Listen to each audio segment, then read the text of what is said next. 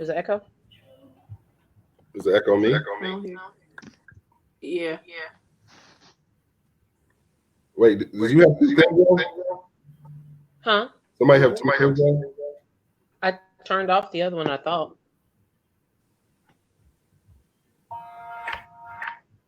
Try it again, Krah. Because it's Hello? Hello? It's got to be you. You don't even not echoing. Come on, Teddy Riley. What I need to do? It's me? Yes. What I do? Wait, so is your thing on? Is my what on? Your laptop? No, It's off?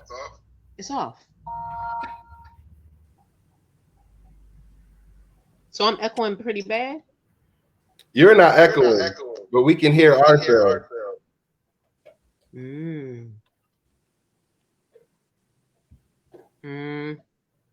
You want me to come out and try to come back in? You can try it. Or just You turn got it us down. live Huh? Hold on. You got us live on Facebook. Take us on Facebook. I do have us live on Facebook, but only on my page. Okay, hold on. Let me come out and I'll come back in. Okay. Okay,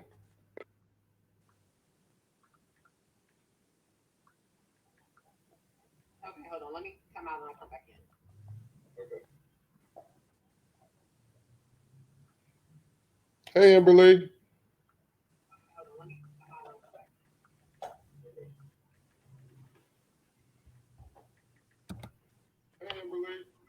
How's it now? We're still echoing. I don't hear it. How's it now? Hold on.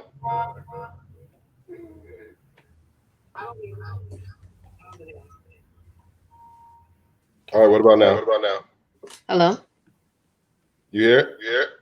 I don't hear an echo. Do you hear an echo still? Okay. We good? Yeah. If nobody else hears it. Okay, so let me. How do I get to the thing, the page? Are you talking, Stephanie? Because if you are, we can't hear you. Mm-mm. Okay.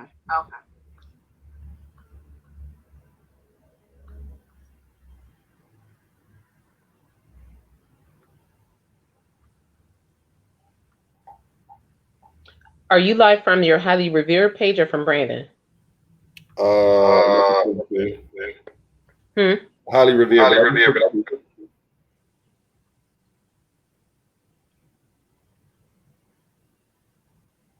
All right.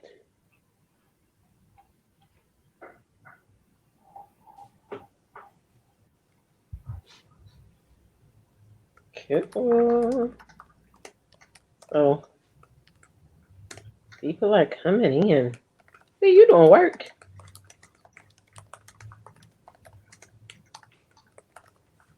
All right. People are coming into the room. Welcome. Oh, you already shared it?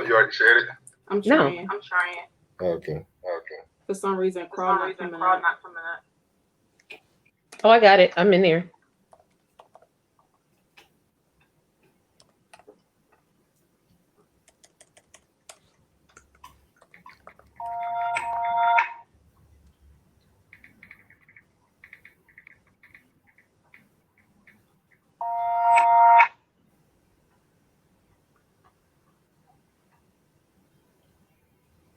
All right. People, come on in. All right, I just shared it online.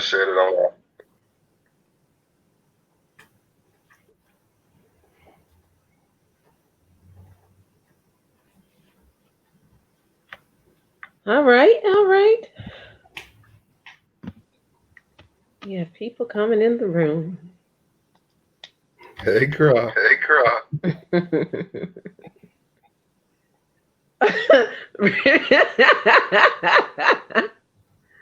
Brandon Davis. If we wasn't live, I'd say something real like off the chain. This text I just got. Hey, Ben, Abby, how are you? You never guessed Breda who just texted me. Uh-oh. Your friend. What? My friend? Admission days.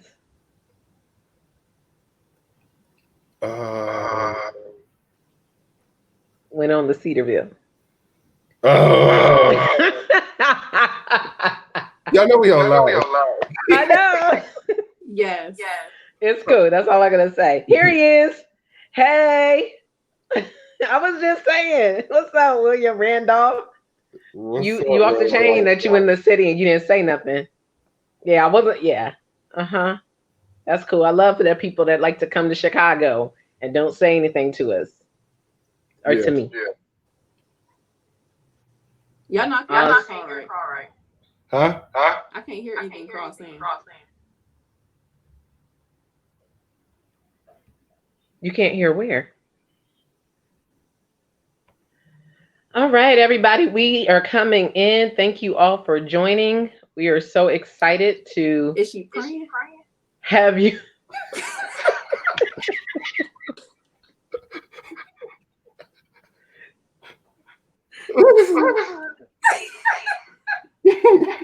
Go ahead, Krah. Can Z not hear me?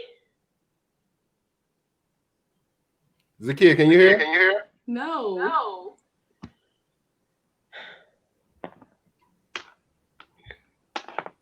I don't. You can hear me? I can hear you fine. Krah, go back to your laptop.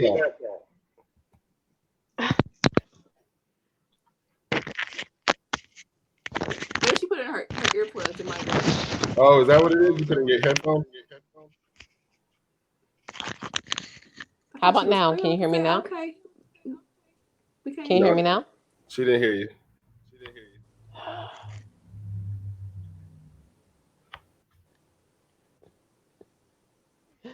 Y'all can welcome the guest or something. I'll switch devices. All right, for those who are watching those technical issues, just listen. Bear with us. Teddy Riley up here. Teddy Riley all day. All day.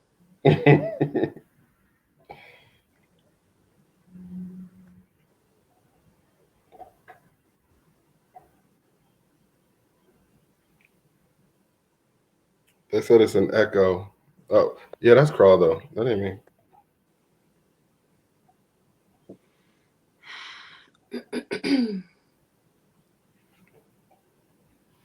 All right, well, hey Z. Hey, Brandon.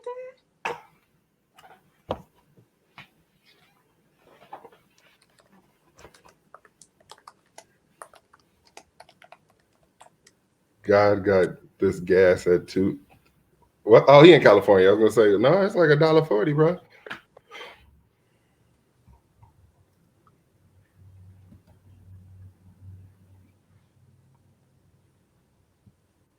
So those who are joining us, we're having some technical difficulty. We are waiting for some people, one of our other co-hosts to come back.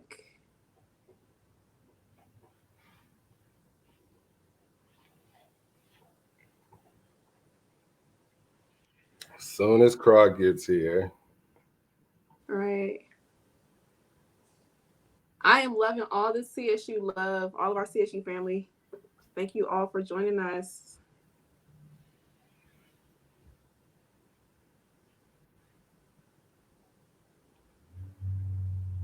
He said lower our level. Please lower your volume. Did I read that wrong? Oh, Who is it though? Hello. All right. Yes. Okay. Is it better? It's better for me, but now Z's gone. Oh, my bad. There we go. Are we all good now? I think we're all good. Our volume is good?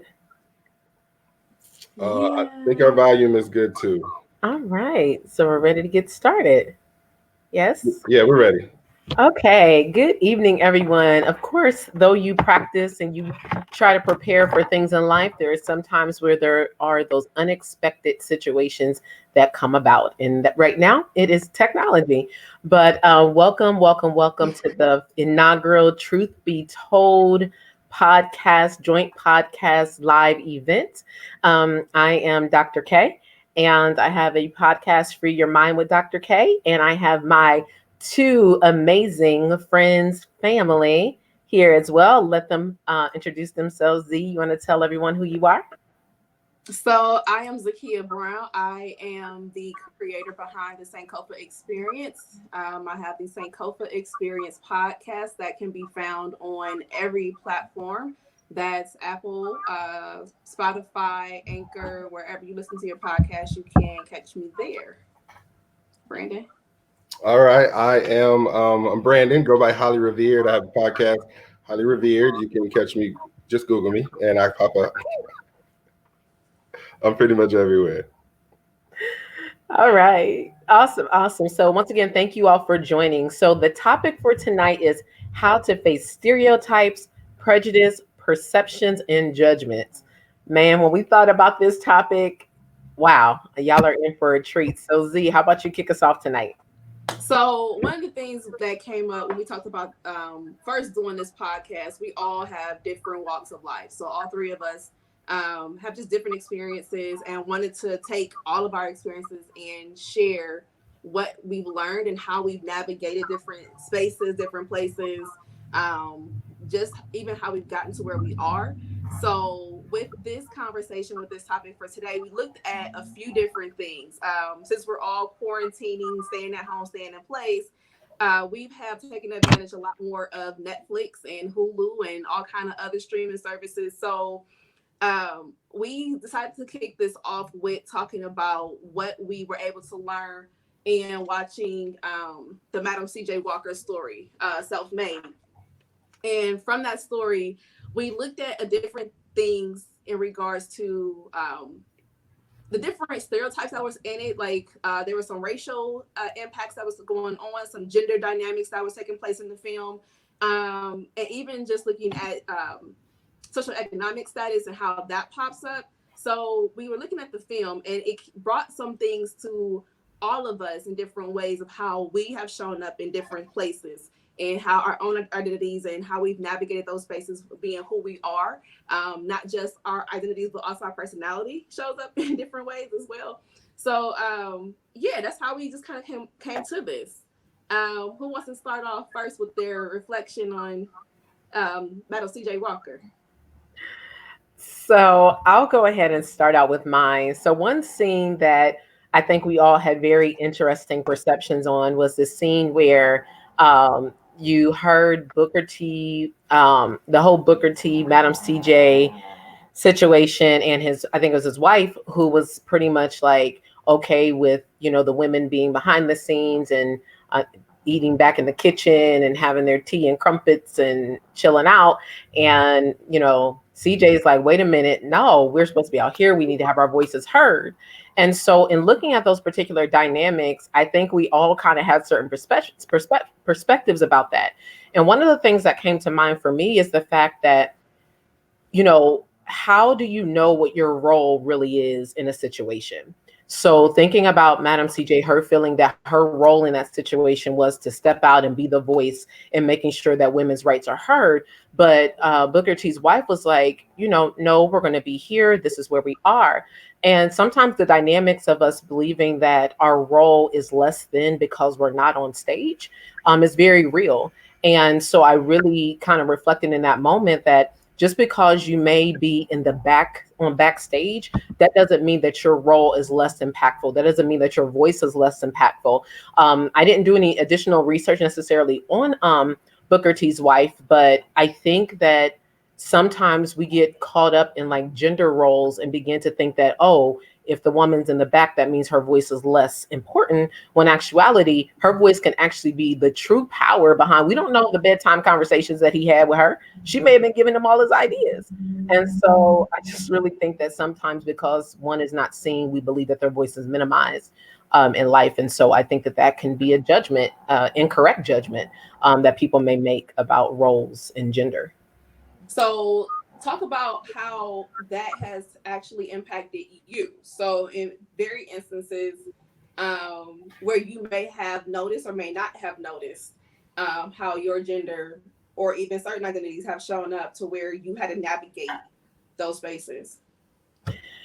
Yes, for me, I would have to say that my age has always shown up as I don't want to call it a barrier because you can't change your age, folks. It's like I was born April 27th, 1983 at 10:36 a.m. There's nothing I can change about that. So for somebody to judge me or paint a stereotype about me that, oh, you a youngin and you're, literally try to silence me or actually create a picture that my voice wasn't as equal as theirs. Like, just because you've been around the block a little bit longer does not mean that my voice needs to be minimized. It does not mean that I can't add value to this conversation. And so, there are times also where I had to humble myself and say, okay, well, since in this moment you feel that my voice can't be the spotlight or whatever, how do I still use it? How do I still position myself to add value to that conversation? So it could be, okay, you're having this plan, you older than me, you've been running this thing, great. Let me hear your plan. All right. I go to the background, I'll execute your plan, make sure everything is tight. And then I come back and say, is this what you were looking for? So it's knowing when you need to show up and maybe when you need to play that backstage. And there will be a time where I'll be propelled, and that has happened for me. Right. I want to add to that. So I had this conversation, I think, with two different people today, and it's really like about how you evaluate yourself and how you kind of look at who you are. And so like I was talking to somebody else about skills that I have versus skills that they have. And if the old saying, like if you evaluate a fish by its ability to fly and you evaluate a bird by its ability to swim, they're both going to fail. Like they're both going to fail. I was made to do this. I am really good at this. But that doesn't take away who you are, because you can't do what I can do. You can do what you can do because you were good at this. And this is the things that you should be able to do. So that may be, I'm good on stage. I'm good in the center. I'm good in front of camera. Brandon Davis is not that person. Brandon Davis is the person behind the scenes, and I'm good at that. And I have to learn to be happy and be content with what I'm good at and be able to hone on my craft there. Right. And I think there's also moments when we tend to have our niche, but then we also have to think about, if we don't serve in certain places, are we minimizing or not opening the door for somebody else who may need to be in that space later? So there are some experiences where I've had similar to Stephanie, like I've been seen as one of the youngest, or I'm seen as, because I am young, that I may be assumed to have not as much experience, but yet me being present has also been an opportunity for somebody else to look and see, oh, I can also be there because she is. And sometimes my youthfulness makes that connection with somebody else who aspires to be in the same role, to where they look to me as that example. I can't remember what I was watching earlier, but someone said, like, you can't vision yourself being there if you don't see somebody else already there in some aspects. And sometimes some of us, we need to see those people present for us to actually know that we can be there. So whether that is us physically being present or our voices being present to serve for those individuals. Yeah, and I think that one of this, from this particular movie, and even in the context, so those that are just joining us, we're having just a reflection of watching the Netflix movie, Self-Made, right? Self-Made, yep. Self-Made, the story about Madam C.J. Walker, and really the context of roles and how stereotypes and prejudice and judgments play in that. And so as you both were talking, it made me think of the idea, who defines the role? Because depending on who's defining the role, that is the one who actually sets and defines what is the right place to be. So once again, thinking about that movie, CJ defined her role as being this woman, this entrepreneur, this woman that's supposed to step out, this woman that's supposed to, against all odds, I'm not letting my past hold me back. society says that a woman's supposed to be quiet. She's supposed to wait for her husband to do these things, like all these different identifiers and definitions that are coming out. But I guess for you all in your experience, who defined your roles for you, and have you kind of reclaimed defining your roles, whatever role that may be in your life? So I'm gonna kick off with one of my favorite quotes. And I was trying to research this quote this week, and I really couldn't figure out who actually was the originator of the quote. But the quote, it says, "Can you remember who you were before the world told you who you should be?" And that quote is what I live by.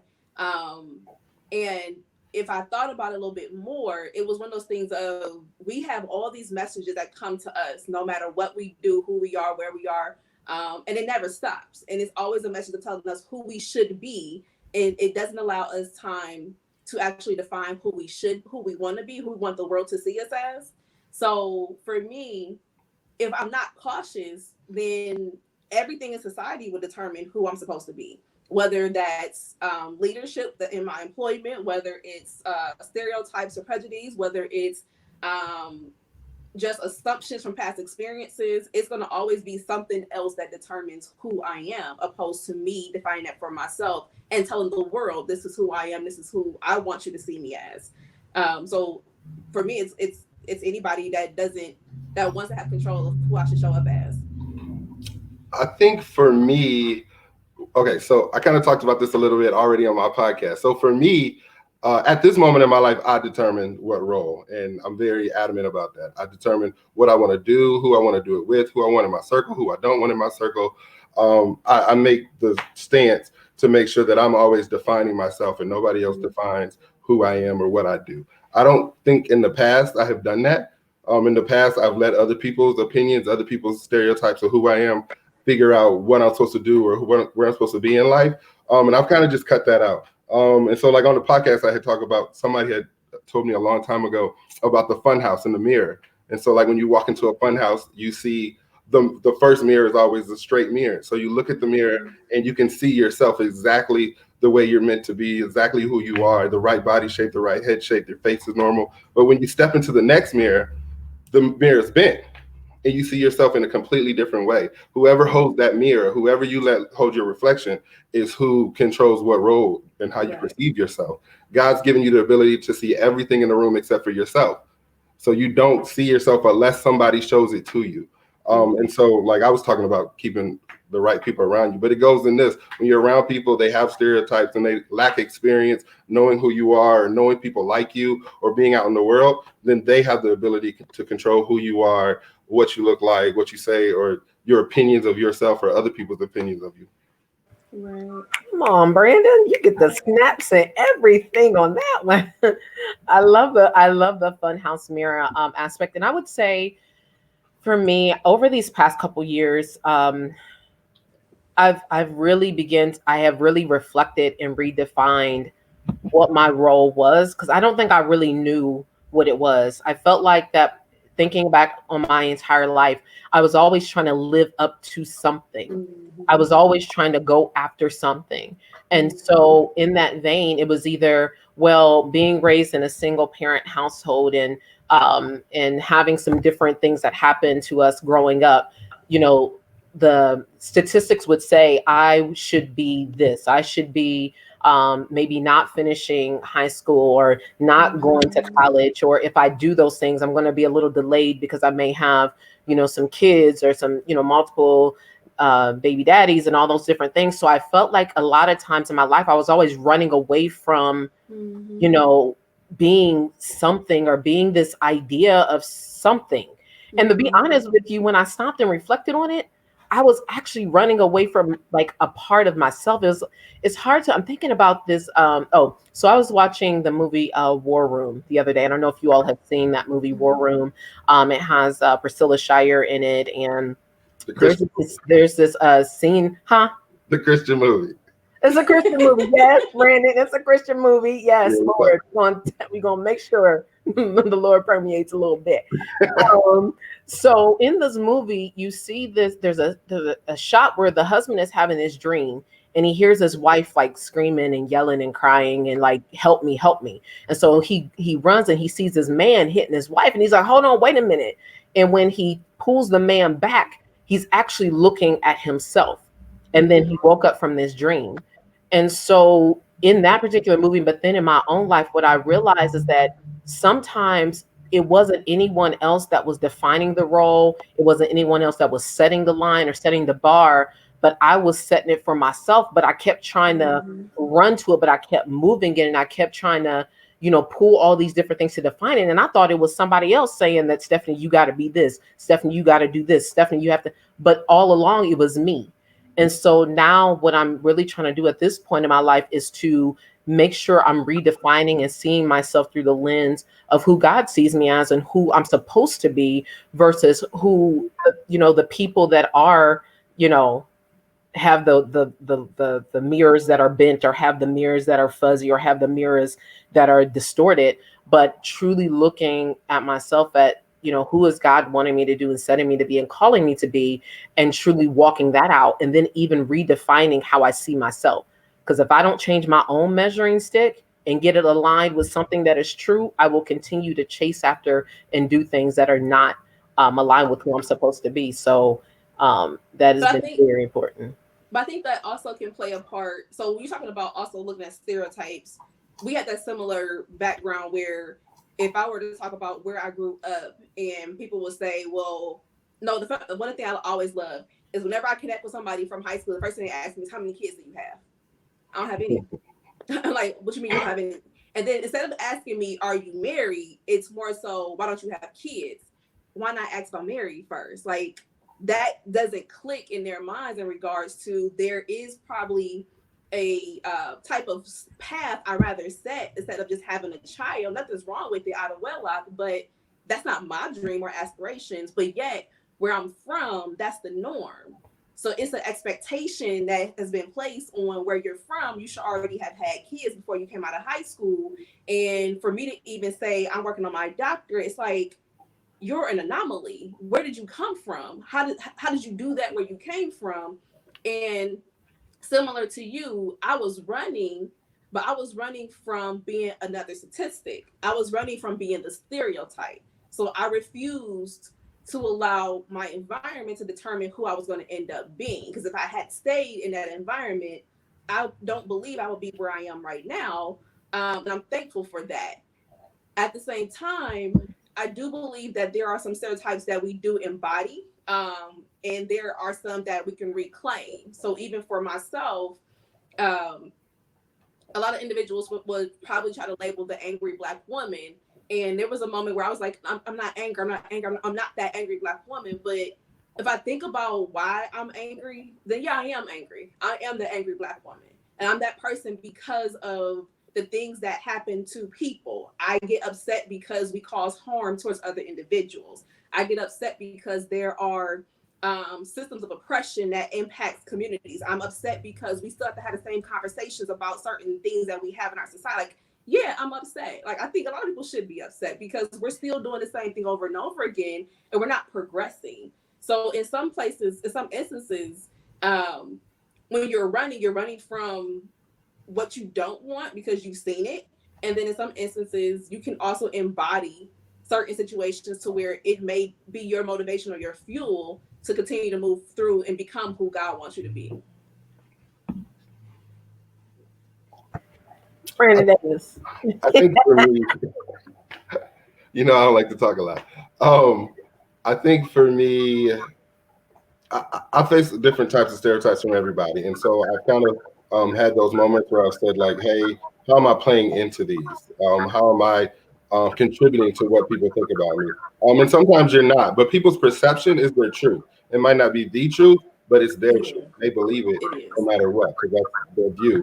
And so knowing the truth of who I am and being able to display that sometimes, like just before the show, you guys said, like, we see this and this aspect of you. People don't know that part of you. And that's because I don't share that part. And so people may have a stereotype of me that I am not that person or I'm not that caring individual because they never had that conversation with me for me to be able to show it to them. And that's on me. That's me that's causing that stereotype of myself. But there's other times where there's things like I've had to adjust and say, hold on, where is this coming from? Why do people think this? And maybe adjust some things in my life. But usually, I think people make stereotypes from a lack of experience. So like I've been fortunate enough to meet people from all over, travel internationally, live in different types of areas, be around white people, be around black people. But I think if you aren't that experienced, if you're not able to know, like, hey, I've been to Cleveland, I've met people from there, I've been to New York, I've met people from there, I've been to Springfield, I know met people from there. Then you're not able to expand your mind past what you know. So you begin to put people in a box and say, this is the box that you fit in, and these are the labels that I'm going to put on you. But sometimes you do have to reclaim them and say, you know what? Sometimes people view Brandon Davis as somebody who's always going to curse you out. And the truth is, not many people have seen me curse anybody out in a long time. Let me say that one. In a long time. Me cussing anybody out, but I still give off that image of me, and stories of who, when I did that, still pass on. And sometimes I have to reclaim that and say, you know, I'm not the person who's going to cuss you out, but I am the person who's going to be direct with you and honest with you. I am the person who's going to come to you and have a clear conversation, and I don't really play a lot of games when it comes to serious things. It kind of reframe or retarget or remold what that stereotype is. Mm-hmm. So I have a question for both of you, because you drew out some different things and my mind was just popping. So I'm trying to figure out which one to go to first. And I think I'm going to go to Zakiya. So you had mentioned that sometimes people are asking you questions or like asking you, so you're not pregnant or you haven't had kids and everything. And like it's the environment that you may have gone back to and they're asking you that. How does that make you feel from the aspect of either stereotype or prejudice or judgment, like that people in that environment are still in the same way of life? Is it wrong when someone then makes a judgment about that environment? Like, I mean, I remember being in places like, oh, that's Cleveland. You already know what they, because don't come for Cleveland. I'm using that as an example. I love Cleveland. I love Marathon gas station where I have my chicken Philly. And so it's different. I'm not talking about Cleveland. I'm just saying that the fact that you're going in 2020, you're going back to that environment and people are asking you those questions, then is someone wrong if they were to make a judgment or make a stereotype about that space because it actually is true? Is a stereotype wrong when it's actually true? I guess is the overall kind of question I would have. I think I wouldn't say it's wrong. I think it's wrong when it becomes an expectation for across the board. So again, it'd be different if somebody was to ever ask me, "Are you married?" before they asked me if I had kids. They never asked the married part. So it's like, are you expecting me to be a single parent? Is the first thing that comes to my mind. Like, why has that never been the question? It's never been, are you seeing anybody? Are you married? Whatever the case is, just like, how many kids do you have? I don't have any kids. And truth be told, I don't want kids. And that becomes another conversation. Why don't you want kids? You're a woman. You should want kids. Not everybody wants children. I like them enough to where I'll be around them, but I don't want my own. So I think, I don't know. I think it's more so, I can't say if it's wrong or right, because it's kind of like what Brandon said. If you've never left anything or say anything different or even have a different experience, then you don't know anything besides what you see. And if your entire parameter with your own awareness is only your own neighborhood, your own city, you've never left the state, you never left the country, you never left your region, like you don't know anything different besides what you've been around. And I could have had the same mindset had I stayed and grown up there and actually still lived there, but I've seen things differently. So I don't think it's a right or a wrong. I just think I don't know. It reminds you of where it reminds me of where I was. I think that's the biggest. I think that's what hurts the most. It reminds me of where I came from, because then I have to sit back and think, okay, you've never had anything beyond, like, that's all you know, that's all you've been exposed to. So even if I respond like, no, I don't have kids, and the response is, why not? Because I don't want children, and then that becomes another conversation. So it's I don't think it's wrong. I just think it just reminds you of where people are. Mm-hmm. Okay. Okay. Brandon, I don't know if there's any stereotypes about Lansing. So, We classy. so my question when it comes to you was you had talked about people holding you kind of, saying like, oh, Brandon, you have the personality like that you cuss somebody out or things like that. How have you been able to sever the ideas that people have about you as it relates to your past, like severing it and then determining um how you kind of reintroduce yourself to them, if that makes sense. So one is I don't necessarily think I sever from it. I think if that's your perception, I have to let you have it. And so I don't work towards changing an individual's perception. I maybe work towards my own view of myself and making sure that it. In order for it to be a stereotype, it has to be a label assigning me to a group. And so I just have to make sure that I know for myself that I'm not putting that energy out there, that I'm reevaluating how I'm living my life. And I've made certain changes to make sure that I'm not doing certain things that put me in different lights. And, I'm really closed sometimes, really quiet. So I've given opportunities for people to get to know me in a different light than what maybe they've been used to in the past and see different sides of me that I haven't shared in the past. And just being confident in myself. But I don't purposely go out and try to change people's opinion. If you come into my life and you meet me, I want you to have an honest opinion of who you meet, and make those decisions for yourself. But no, I'm not changing your opinion. It is what it is. You ain't gonna fight me. No, I'm just joking. You're so funny. I think for me, there was such a extended period of time in my life where I cared a lot about what people thought about me. If I had made a mistake in the past and I seen that person again in the present, I'm like, oh shucks, like man, what did I do when I was 29? And they remember me from that. Or some inside joke. Sorry, y'all. If you don't need to know. But so I had started to sometimes kind of had that look over my shoulder moment where I'm like, okay, who coming? What if they say, what if whatever. And I had to eventually realize that my past is my past. Now, if you're deciding to live in the 10 years ago, that's your problem. That's not mine. And it's important for me to define who I am right now and show up as that person so that, let's just say, someone from my past does come creeping around, being messy, being judgmental, being whatever they want to be, that who I am now speaks louder than who I was then.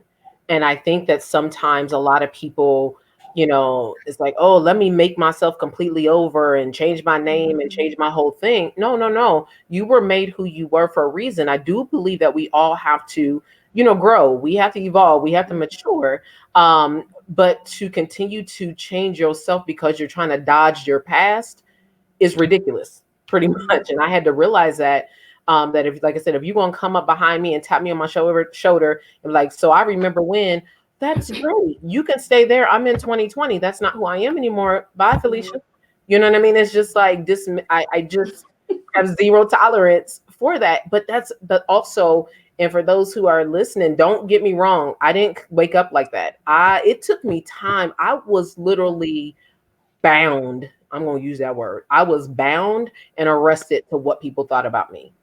If you thought that my hair looked ugly and you said that to me, well, then I'm like, okay, let me look up some different styles. Let me do something different. Or if you said that I remember when I was younger and kids were cruel. So they always used to talk about like, oh, you dark skin and you got big lips. So I remember literally walking around tucking in my lip. Like that just sounds crazy now because I didn't embrace who I was. I didn't know who I was, but I kept allowing other people to say who I was. And then I'd allowed for them to continue to show up in my present and try to draw me back.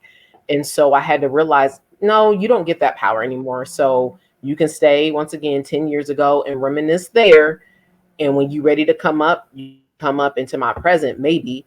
But until then, don't bring it here. So that's taken some time. Trust me, it's not easy because you want people to like you. You want people to say good things about you.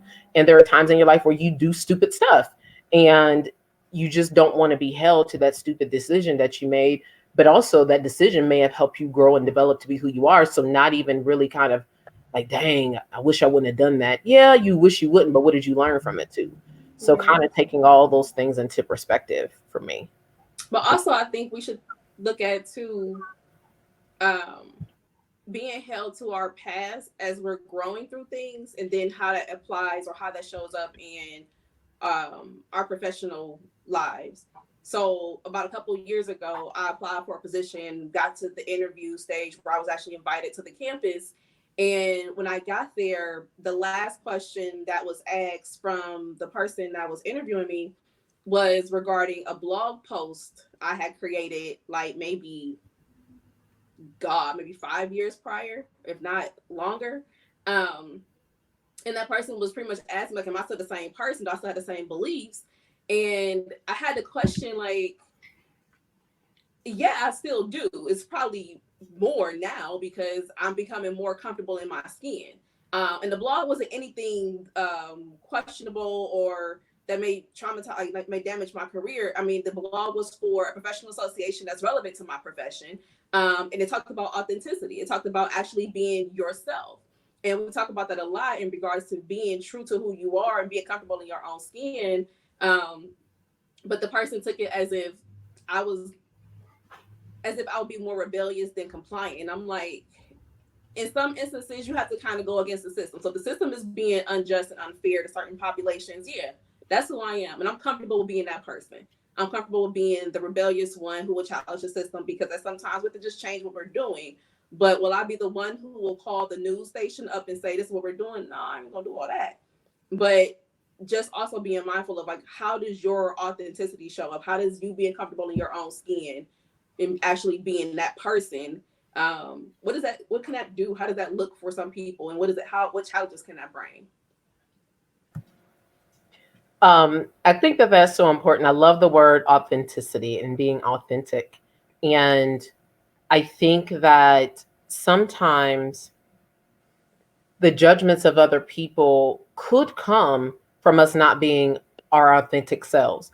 If I keep showing you my representative, I keep showing you my clean cut, never fallen, just smooth, just all put together self all the time, then can I actually be mad when the real person comes out and then you have a slight judgment towards me? It's like I sometimes struggle with how much of the narrative do I or can I control?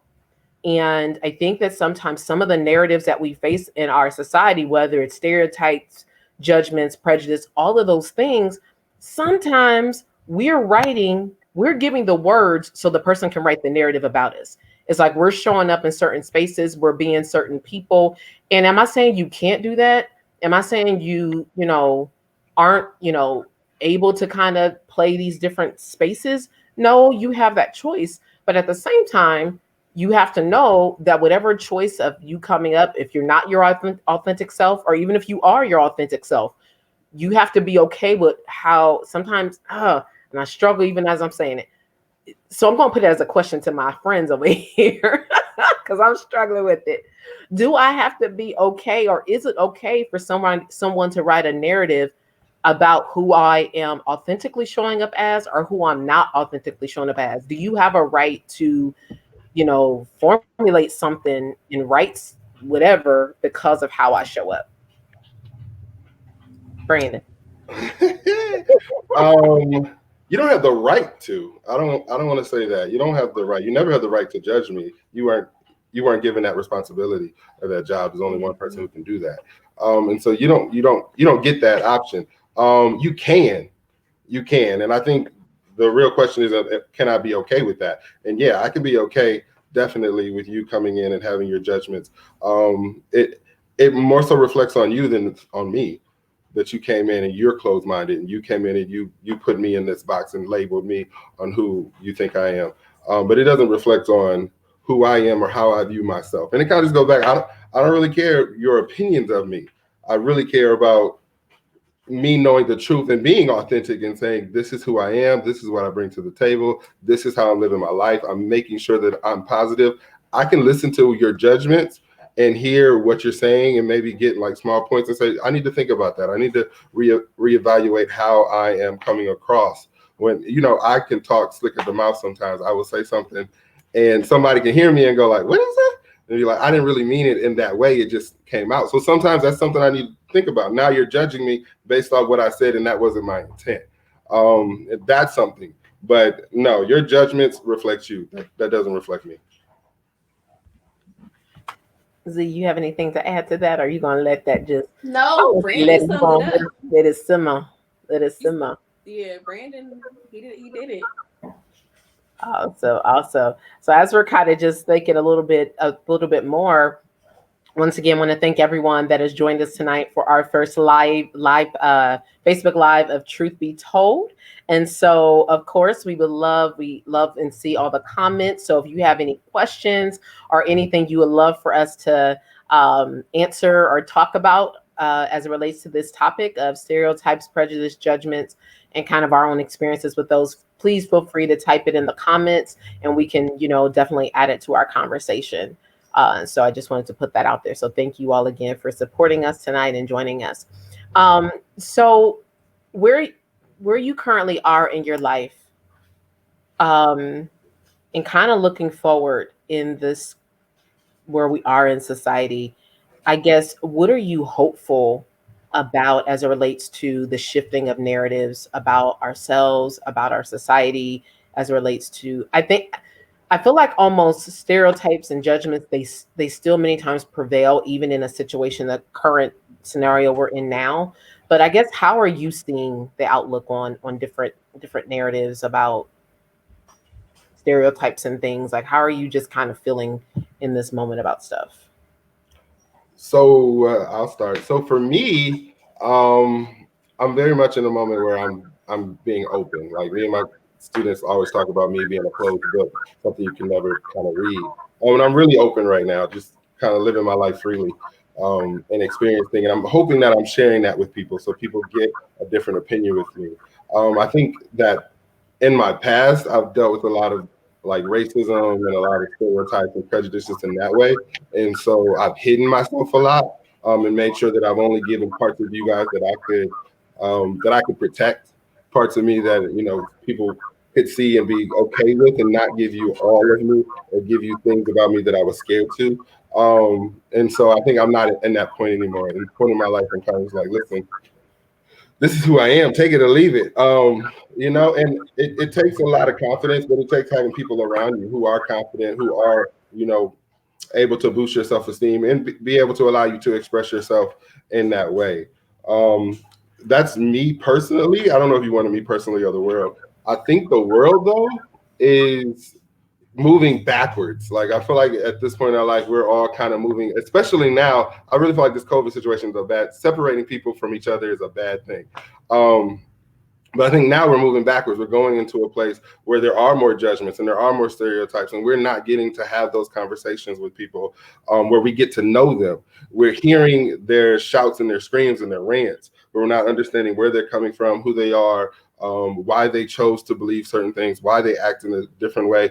Like, you go Trump, you go, I don't know who we got now. Who we got? Biden. If you go Trump, you go Biden. This is why. And you have a lot of fighting and arguing and everybody screaming. But you don't have people listening to each other. And again, lack of experience. People don't get to meet. You never sit down with somebody who's on the other side and have a conversation with them and understand where they're coming from. So I'm a little nervous about that, where the world goes to and how we change back to people getting those conversations and moving more into a positive kind of life like we were living. Go ahead, Z. So I don't know what else to say. Like, Brandon said it all. The only thing I can say is I am also a little bit, I do feel like we're moving backwards. I don't feel like we're progressing at all. However, I do feel like we thrive off of the negativity. So we love the fact, we love lies. Lies are more entertaining than anything else. Lies are more relevant than the truth. Lies actually get you more media presence. It gets you sometimes promotions. It just gets you more in some aspects of some parts of our society, to where the truth it's not fun. It's not entertaining. The truth is just, it's the truth. So in some aspects, I feel like as a society, where we going, we're not progressing. We're either stagnant, we're enjoying staying still, or we're gonna move backwards. Yeah.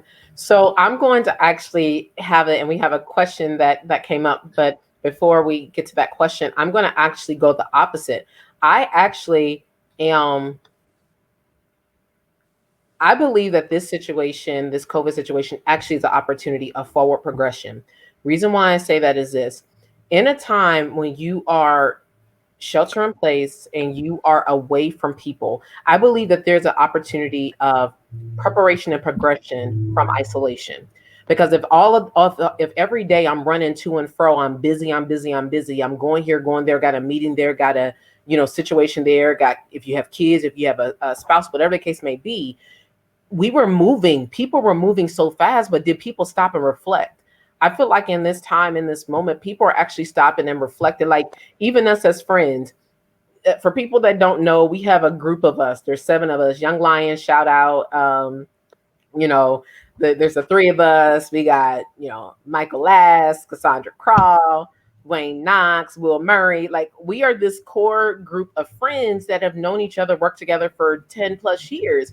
But it wasn't until like this, we've, hung out, have done trips together and had time. But over this shelter in place, we have spent literally 2 nights of like 6 and 7 hour, 8 hour long conversations on Zoom. We weren't doing that before. Like, we are starting to really even peel back the layers of each other, like telling each other things that, not that we wouldn't tell each other, we just sometimes a little messy and, together, and, if it's true, it's okay. But my point is that I believe, don't allow this time, though it is challenging, to be a missed opportunity of really reflecting on your life, reflecting who you are. Because on the other side of this, do you want the same person that entered this shelter in place to be the person that comes out of it? Because some of us were too busy. Some of us were too caught up. Some of us had too much going on. Some of us showed up and was the representative all done up, and we were broke down inside. So how do we use this moment to really come out to be better people? And I'm just really hopeful by that. I'm really hopeful on how this situation can actually come out. Though there's a lot of sadness and everything, I'm not negating that. But how do we as people, how can you use this moment of isolation to actually be a better person? That's nothing even, but conversely with that, I think some of us are also just as busy now than we were before. So we spend like more time on Zoom calls because we still have to work from home, or even like myself in rebranding my business, I've spent more time actually, because I'm not doing the constant moving and going to conferences and presenting. I have time to focus on my brand and my business, but then also writing. So I'm like, I'm just as busy. So I get what you're saying, but I think also the flip of that is you have people who are using this time to reflect, but then to also build. And that could be building themselves. It could be building that dream that they've always had. It could be building their communities. They're actually now having the time to actually go out and serve in their communities more than they probably could have done before. So there are some benefits of it.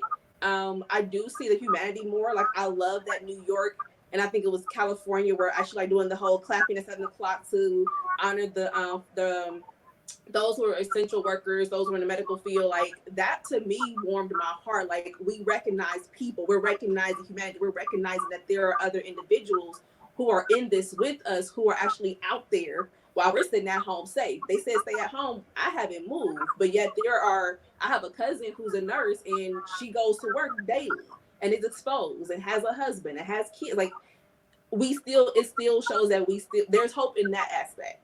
There's hope definitely in, we're seeing each other more. We're seeing who are essential, like who is actually being considered essential, opposed to those we may have dismissed. But it's still, in certain aspects, when you have people talk about they're not willing to stay at home any longer because they can care less that the African American community is the most impacted by this virus, it's like, wow, you didn't care that this other population is more impacted, so you ready to open up the state and open up businesses. You could care less. So that to me was like, we're not moving. So it's it's a double, I guess that mirror of the different sides of the spectrum. You have some who are like, yeah, we need to do more because these are our people. And then you have those who are like, I don't care about them. I need my nail shops back open. I need to go get a haircut. I need to do whatever the case may be, and I don't care about anybody else. We say you Brandon Davis. Right. I mean, shout outs to my barber. Got me right, you know. I'm covering up the nappy roots right now. Okay, you want to get to this question? Yes, this question. So the question is, would you walk away from a job that made you suppress creatively as a person? I actually have left a job that after a while I felt like any idea I came up with, they were like, nope, we're not ready for it. We don't want to do it. That ain't who we are. That's not what we're trying to do. I can't be here. I mean, nothing I can do.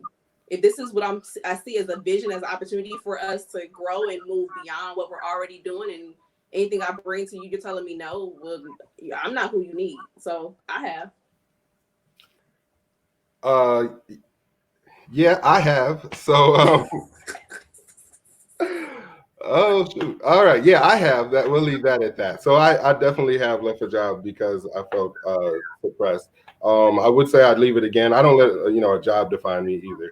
And so if I didn't feel like I was able to be my creative self, I would definitely leave.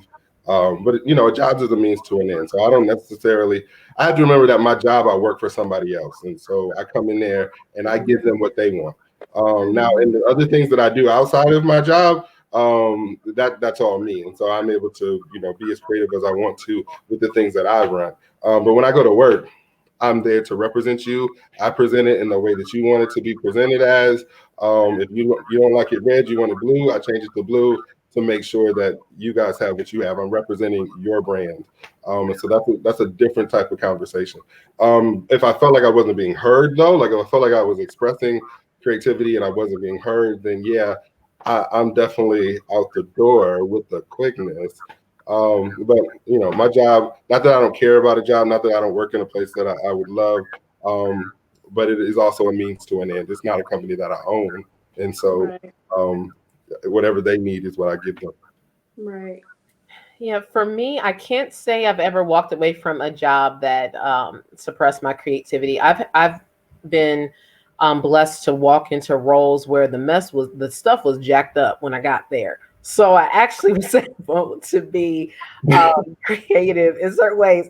I mean, the roles that I can reflect on, for the most part, it was messed up. I mean, it was jacked up in some form or fashion. So I got a chance to come in and be creative and do some very innovative things. And so I think my issue is when I get to that point of, okay, y'all said that y'all were jacked up. You told me y'all were jacked up and y'all wanted to be better. And I'm bringing you better. And now all of a sudden, well, it's not right now. The time is off and the things. And it's like, okay, so what are we really doing? And so I remember a book that I read. It was called Derailed Presidencies. And it was talking about how you have to know truly what the time is of the organization. You have to really do your research, really understand that when they say we want change, is that really true? What in their environment has perpetuated that they are ready for change? Because you could be that star, like you that number one draft pick, you can come in and change the game. We win the championship at the end of the season. Sorry, y'all, I like a lot of metaphors. You win the championship at the end of the season for them. But if you don't truly have all the people, all the players, all the pieces, then that's not going to really happen. If the team is not built correctly, that's not going to happen. One person can't make the change. And so I've contemplated throughout my career leaving roles that I felt like that I wasn't like being kind of fulfilled because I felt like they were suppressing. But then there was something in me that kept like, oh, you can just keep going because, and then it's like, man, how long, Lord, how long do I keep pushing on that grind? So I think that there's a point where you have to, like Brandon said, is really reassess, like, what is your purpose for being there? Are you there because you're meeting the goals that the supervisor has and that you are trying to achieve what they're trying to achieve? Or do you truly see it as this goal of you being, this is where you about to have your launch pad? It comes down to what's the why? behind you being in that role, and that can help determine what decision you would make about leaving. Let's see. Are there any other questions? Yeah, Goodrum had a question that didn't come up on here. Okay. What have each of you learned about yourself during this time? Oh. So it's called Truth Be Told. We gotta be let's be truthful. Let's get it. So I am typically, depending on which group I am in or who I'm around, if I'm not around a close circle of people who I am really comfortable with, I'm really introverted. If I'm comfortable with you, then I'm all over the place. But if I'm not, then I am extremely introverted. However, during this, I have learned my need for people, my need to, I don't like to be touched, but I don't know. I don't like, hugs. I'm not a hugger or anything. What I mean by that, but I have actually learned like a lot about. I want to be outside. I have been working in the garden, planting flowers, digging up dirt, fixing. I trimmed the hedges the other day. Went and bought tools. Going back to my handyman side. So that part is something that I've learned. Like, listen, I really like being out around people. I do not like to be even though I may not talk to you. I just had this conversation with my coworker. Like, I know I'm in the office and I don't talk to you over there at your cube, but I appreciate you sitting there. I just want to do my work and you do your work, but I need your energy when I'm around. So that's one thing I've learned about myself. The other thing is that, so when this first kind of happened, I was kind of, no, I haven't been directly affected by COVID. Like, nobody in my family has passed away or caught it or anything like that. Close. So it didn't affect me in that way. But when it first happened and they started letting students out of school, I got I was so scared. Like, for a whole day, I just had this immense amount of fear in my life about what's getting ready to happen, what's going on, what's going to happen to the people who I love. And so, I went back to my values and like, what do I value? And I went home to be with my mom. Like, I'm gonna go home and make sure my family is okay. And screw the job. Like, whatever the job wants, they'll have to work something out. But I'm going to Michigan, and I said it like several times in meetings. Like, hey y'all, I just want to let y'all know that I'm leaving. So whatever you guys got going on, whatever you decide, I'm going to be in Michigan, and I'll just be on an extended vacation or something. Luckily they let me go. But that's something else, is that I've really become close to my family. We got a texting group through that moment. Yeah, that's all I've pretty much learned about me. Go ahead, Z. So, I think my introversion actually has been fed more. So I realized I really love working from home. And I've aspired for it, but didn't know what that would look like. So being able to do this, I can do this. I probably will look for something after this current position at some point later, to be able to work from home. Like, I really enjoy working from home. I love being in my own space. But I also learned that I need some type of structure in some aspect. If I don't have it, I'm not productive. So in one part of it, to where I'm writing for my dissertation right now, and I actually have scheduled online Zoom writing groups where I have to actually go into the group to sit down and write. If not, I'm not all over the place. And even though I have ample time to be at home to do whatever I need to do because I can't go anywhere, I still have to have that structure. If I don't have the structure, I'm not doing it. That's Spade. Hey, Spade. That's us, Spade. Beyond that, I think the time has been more of me time, other than really me learning a lot more about myself. I've actually given more to myself. So I think I was doing way too much. I was, again, at conferences trying to present and on committees and doing a whole lot of stuff just to be out there. And now I'm like, I don't have to be on it, and I'm good. And I'm just not. So I think this has been more of I need a break, like some time to myself, more than me actually learning myself. I think for me, this has been so I'm in a job, I'm in a role prior to COVID that I don't work as much directly with students anymore. I work out of a systems office, and I loved it because I went home at 5 o'clock every day, no weekends, no nights. That was golden. I needed that down. But I've realized in this COVID situation, I am not. So I have a podcast that I did some weeks ago. It's like talking about budgeting your yeses, like literally budget your yes. You cannot say yes to everything because you're trying to make sure things don't fall apart in the lives of other people. So I have reflected on, I was not following my own advice, and I said yes to something. It's like people were waiting for me to say yes because they're like, ooh, if Stephanie does it, we already know it's going to be good. So I think I recanted on my own budgeting of yes. So I'm out here. I went to go see my mom, and my mom got mad at me. I think she got mad at me and then decided to put me out. Yeah, mom, I'm talking about you. Decided to put me out of her house because, and she really didn't put me out. I'm just playing. But it was like she saw me like, Stephanie, it's 6 o'clock. Why are you not off of work? I'm like, Mom, there's a meeting here. They want to talk about this. Somebody needs my advice about this. Somebody, and I'm like, wait a minute. How did I let this shelter in place get to where I lost my boundaries? I lost my self-care. I lost my moment of like it being like y'all get cut off at a certain time. And so that's an honest truth about me. And I got to figure it out. It's May 1 and I can't, I did, because we just got an email that we about to be at home for another month. I can't do this in the month of May. So your girl got to figure it out because I can't. So I have to reclaim my boundaries. Y'all want to Zoom? We can Zoom. The last Zoom is done before 4:30.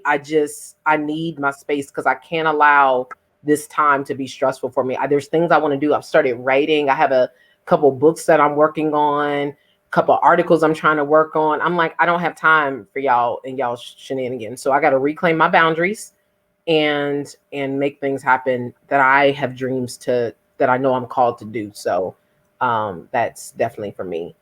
We have another question. What is something great about you that you've constantly experienced others being jealous, envious, or a groupie about? Who wants to go? Go ahead, Krah. Oh gosh. Okay. What is something great about me that you've constantly? I think.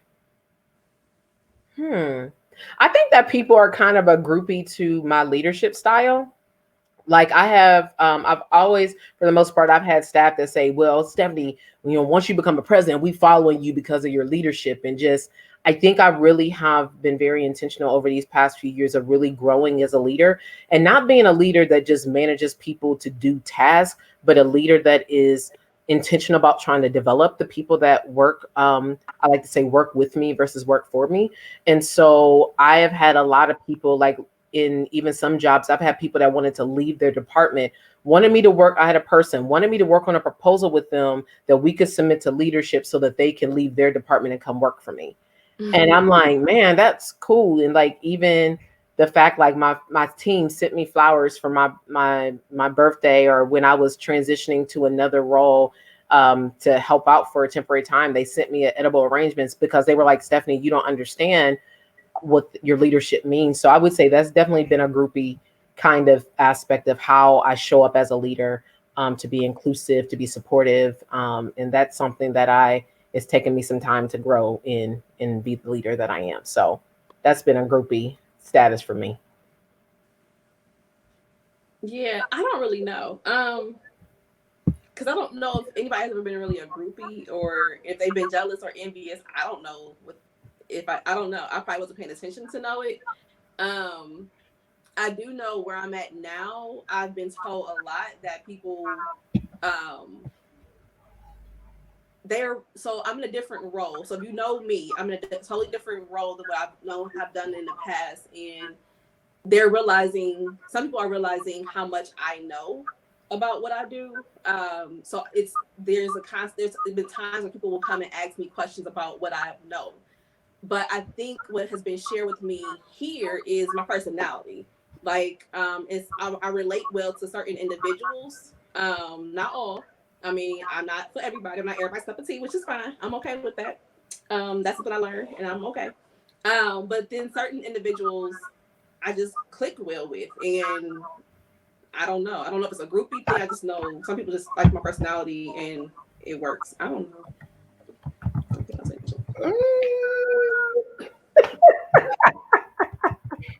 I don't want to sound really cocky. I feel like this answer gonna make me sound really bad.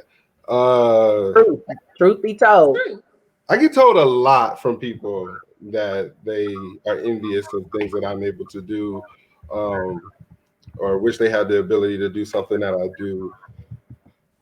So yeah, I get that a lot, especially with my technical skills. I get that a lot. Sometimes, like people who have conversations with me, they'll be like, "Man, I didn't know you knew all of this." I think most of that comes from the surprise of people not necessarily thinking that I know as much as I know, or I can articulate as much as I can articulate. But I do get that a lot. Is that people come and say like, "Wow, like I'm really jealous. I wish I could do that. I wish I could do the things that you can do."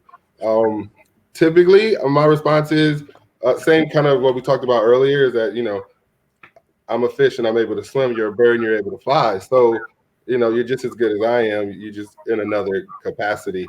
And a lot of people who I work with are people who are meant to be in front of the camera, in front doing things in the light. And I know that's not my role. Like I do a lot of stuff to put myself in that role. However, I'm doing it so I can learn the background of it. Like I have a podcast, but really, what I love about the podcast is the stuff I'm doing to market the podcast. That's what I really love about it. And so people say they're jealous, and I don't really believe in jealousy like that. But don't be jealous. You have your own skills, and you're meant to do what God has for you is for you. So do that. Awesome. Wow, this has been amazing. I don't know if we have any more questions coming in or anything. This has been good. And did we miss any questions, y'all? I don't think we missed anything. Okay. Wonderful. So what are y'all's closing thoughts, and also tell people how they can once again get connected to your podcast? So we want to start with Brandon. We can just then go down the line.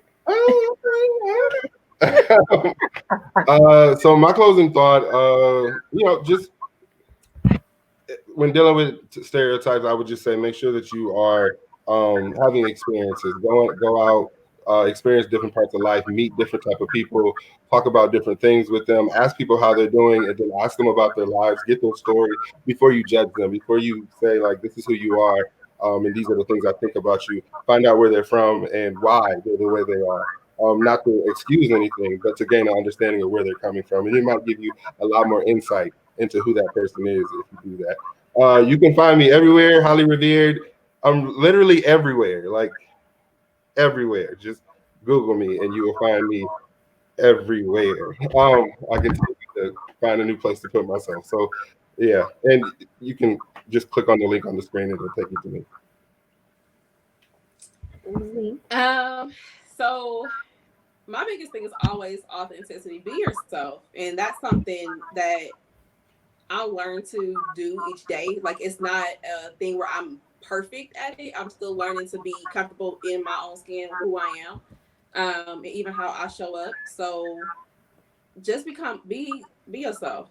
There is nobody else who can do you, who can do anything like you. They may come close, but we all have our own unique spin on certain things. So just show up and be you, because that's the best thing we need right now. You can find me on right now through my podcast and through IG. I'm still working on my website. Still working on some other things going on, but right now my podcast is Sankofa Xperience, Sankofa Xperience, spelled with the capital X minus the E at the beginning. I have to be unique and be different. I gotta be me. Set the stage apart from anybody else. You won't find that anywhere else. So I'm just letting you know. But you can find my podcast on every platform: Apple, Spotify, Anchor, wherever you listen to podcasts, you can do that. For those who've already supported, thank you very much. For those who have not had a chance to listen, need to go over there to do so. I also want to shout out my sis at TGS Custom Apparel for the quick turnaround on my shirt. So I want to show this right quick. Gotta be a brag. Yes, TGS Apparel, quick turnaround. Love you, sis, for doing that for me. But yeah, those are my closing remarks. Awesome. My closing remarks, and y'all, if y'all want to put one of y'all's links, I put mine in the chat just for people to click on fairly quickly.